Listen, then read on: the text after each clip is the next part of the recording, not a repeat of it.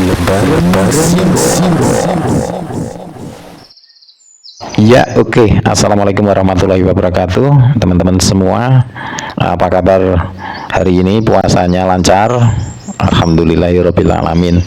Oke, teman-teman semuanya, kita lanjutkan belajar tentang Sirah Nabawiyah. Kita ambil dari buku Sirah Nabawiyah, Sejarah Hidup Nabi Muhammad Shallallahu Alaihi Wasallam, dari kitab Ar-Rahiq Al-Makhtum karya Syekh Safiur Rahman Al-Mubarakfur.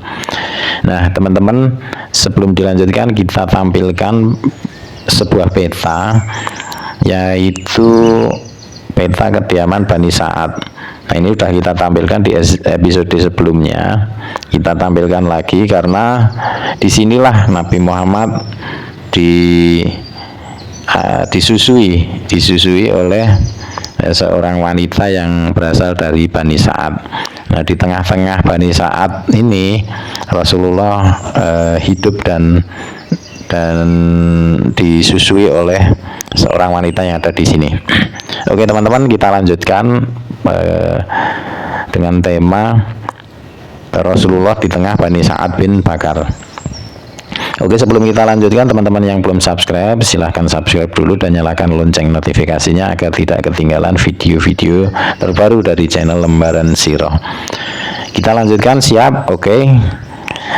Tradisi yang berjalan di kalangan bangsa Arab yang relatif sudah maju, di mana mereka mencari wanita-wanita yang bisa menyusui anak-anaknya.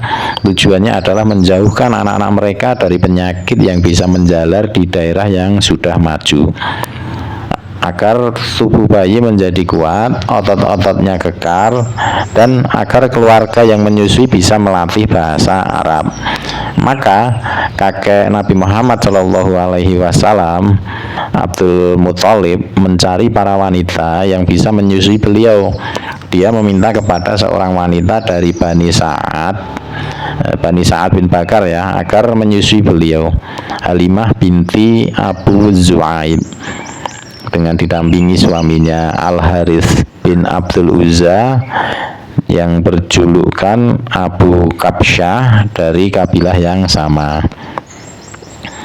Adapun saudara-saudara sepersusuan Rasulullah Shallallahu Alaihi Wasallam adalah Abdullah bin Harith, Unaisah binti Harith, Hazafah atau Jazafah binti Al-Harith, yaitu Asyaima, yang merupakan julukan yang umumnya dipakai untuk namanya.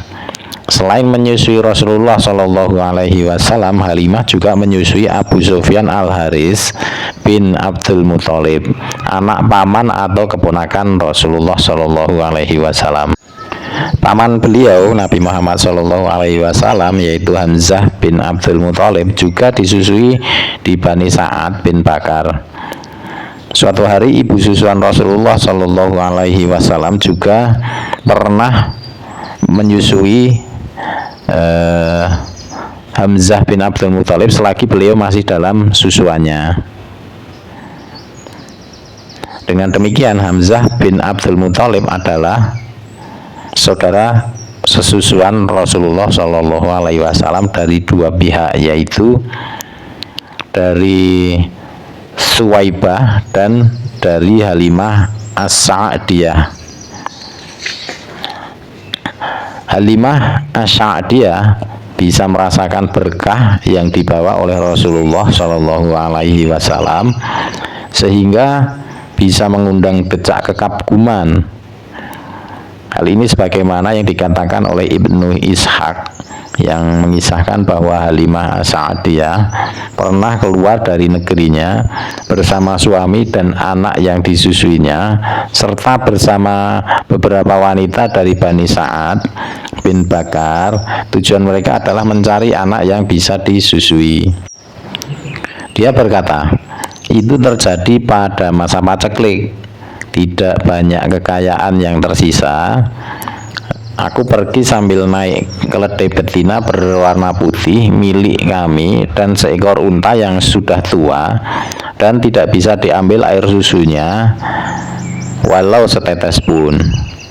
Sepanjang malam kami tidak pernah tidur karena harus menina bubukkan bayi yang terus-menerus menangis karena kelaparan.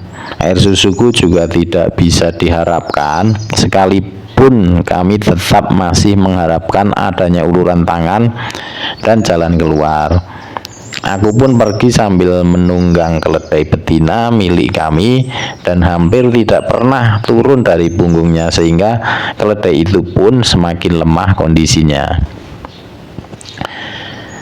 Akhirnya kami serombongan tiba di Mekah dan kami langsung mencari bayi yang bisa kami susui.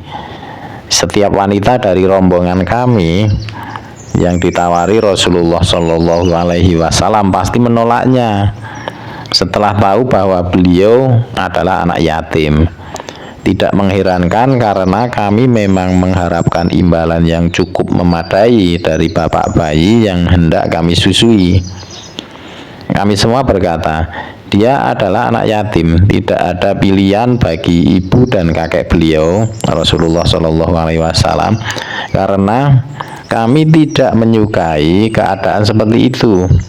Setiap wanita dari rombongan kami sudah mendapatkan bayi yang disusuinya, kecuali aku sendiri. Tatkala kami sudah siap-siap untuk kembali, aku berkata kepada suamiku, demi Allah, aku tidak ingin kembali bersama wanita teman-temanku tanpa membawa seorang bayi yang kususui. Demi Allah, aku benar-benar akan mendatangi anak yatim dan membawanya. Suaminya menjawab, jangan lakukan itu. Aku pun berkata, mudah-mudahan Allah memberkahi kita dengan mengambil anak itu. Halimah melanjutkan kisahnya. Aku pun pergi menemui bayi itu, Rasulullah Shallallahu Alaihi Wasallam, dan aku siap membawanya. Tatkala menggendongnya, seakan-akan aku tidak merasa repot karena mendapat beban orang lain. Aku segera kembali menghampiri hewan tungganganku, dan tatkala puting susuku kusodorkan kepadanya, bayi itu bisa menyedot air susu sesukanya dan meminumnya hingga kenyang. Anak kandungku sendiri juga bisa menyedot air susu sepuasnya hingga kenyang. Setelah itu keduanya tertidur pulas, padahal sebelum itu kami tidak pernah tidur sedikit pun karena mengurus bayi kami. Kemudian suamiku menghampiri untanya yang sudah tua, ternyata air susunya menjadi penuh. Maka kami memerahnya. Suamiku bisa minum air susu unta kami. Begitu pula aku, hingga kami benar-benar kenyang. Malam itu adalah malam yang terasa paling indah bagi kami. Esok harinya suamiku berkata kepadaku, demi Allah, tahukah engkau wahai Halimah, engkau telah mengambil satu jiwa yang penuh berkah. Halimah Asy-Sya'diyah pun berkata, demi Allah, aku pun berharap yang demikian itu. Halimah Asy-Sya'diyah melanjutkan penuturannya. Kemudian kami pun siap-siap pergi dan aku menunggang keledaiku maksudnya teman-teman. Kesleo ini lidahnya. Semua bawaan kami juga kunaikkan bersamaku di atas punggungnya. Demi Allah, setelah kami menempuh perjalanan cukup jauh, tentulah keledai-keledai mereka tidak akan mampu membawa beban seperti yang aku bebankan di atas punggung keledaiku. Sehingga rekan-rekanku berkata kepadaku, wahai putri Abu Zu'aif, celaka engkau, tunggulah kami. Bukankah ini adalah keledaimu yang pernah engkau bawa bersama kita dulu? Halimah Asy-Sya'diyah berkata, demi Allah, begitulah, ini adalah keledaiku dulu. Mereka berkata, demi Allah, keledaimu itu kini bertambah perkasa. Kami pun tiba di tempat tinggal kami di daerah Bani Sa'ad bin Bakar. Aku tidak pernah melihat sepetak tanah pun milik kami yang lebih subur saat itu. Domba-domba kami datang menyongsong kedatangan kami dalam keadaan kenyang dan air susunya juga berisi penuh, sehingga kami bisa memerahnya dan meminumnya. Sementara setiap orang yang memerah air susu hewannya sama sekali tidak mengeluarkan air susu walau setetes pun, dan kelenjar susunya juga kempes. Sehingga mereka berkata garang kepada para pengembalanya, celakalah kalian, lepaskanlah hewan gembalaannya kalian seperti yang dilakukan oleh gembala putri Abu Zu'aif. Namun domba-domba mereka pulang ke rumah tetap dalam keadaan lapar dan tidak ada setetes pun mengeluarkan air susu. Sementara domba-dombaku pulang dalam keadaan kenyang dan kelenjar susunya berisi penuh. Kami senantiasa mendapatkan tambahan berkah dan kebaikan dari Allah selama 2 tahun menyusui anak susuan kami. Lalu kami menyapihnya, dia tumbuh dengan baik, tidak seperti bayi-bayi lain. Bahkan sebelum usia 2 tahun pun dia sudah tumbuh pesat. Kemudian kami membawanya kepada ibunya, meskipun kami masih berharap agar anak itu tetap berada di tengah-tengah kami, karena kami bisa merasakan berkahnya.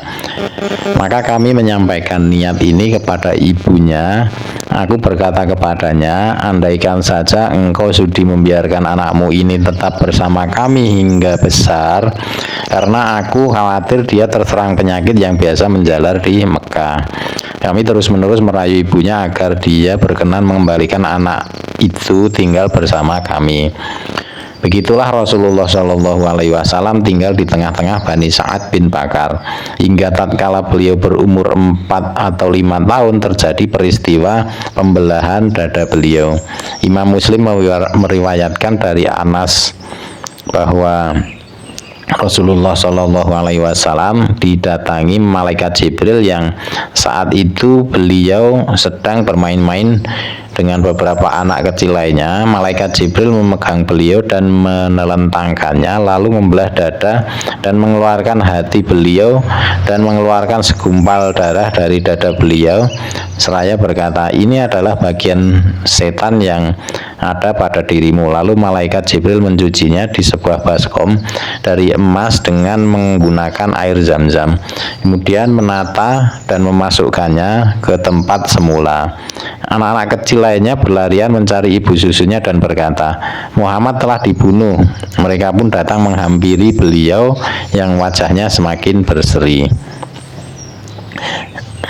Oke teman-teman, itulah kisah Nabi Muhammad yang berada di tengah-tengah